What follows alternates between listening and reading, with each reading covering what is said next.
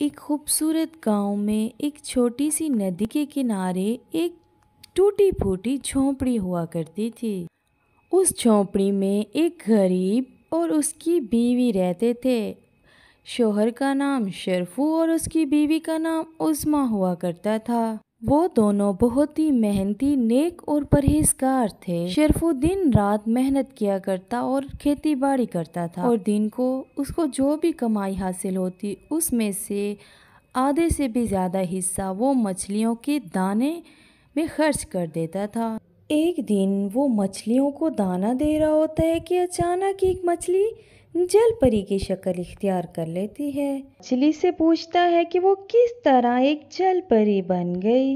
मछली कहती है, दर हकीकत मैं एक परी ही हूँ, लेकिन एक जादूगर ने मुझे मछली बना दिया। वो मुझसे शादी करना चाहता था, लेकिन वो बहुत बदसूरत था, इसीलिए मैंने उससे शादी करने से इनकार कर दिया और उसने ये मोती मेरे हाथ पे बांध दिया।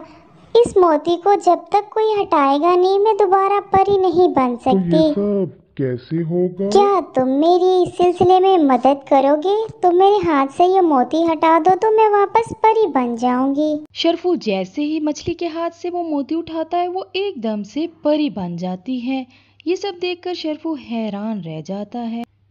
परी शरफू से कहती है कि तुमने मुझे आज़ाद करा दिया है, अब तुम अपनी एक ख्वाहिश बताओ जो मैं पूरा कर दूंगी। मेरी ख्वाहिश यही है कि मेरा ये घर, झोंपड़ी, इसको तुम महल बना दो। इस तरह परी शरफू की ये ख्वाहिश मानने को तैयार हो जाती है, और देखते ही देखते परी शरफू की झोंपड़ी को महल में बदल देती है। और एक खूबसूरत महल देखकर शरफू हैरान रह जाता है कि ये किस तरह मुमकिन है। परी शरफू को कहती है कि अगर तुम्हें मेरी ज़रूरत पड़े तो तुम इस नदी के पार आकर सुंदस परी की आवाज़ लगाना और मैं तुम्हारी मदद को पहुंच जाऊंगी। ये कहकर सुंदस परी वहां से गायब हो जाती है।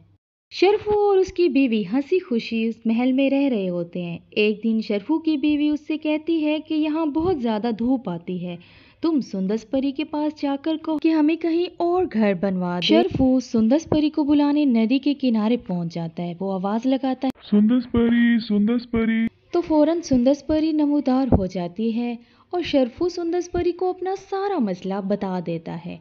लेकिन सुंदस परी शरफू से कहती है, अब मैं तुम्हारी कोई मदद नहीं कर सकती, क्योंकि जब से मैंने तुम्हें महल बनवा दिया है, ना तुम मछलियों को चारा डालने आते हो और ना ही किसी की मदद करते। इस तरह सुंदस परी शरफू के महल को दोबारा उसकी पहले जैसी झोंपड़ी बना देती है।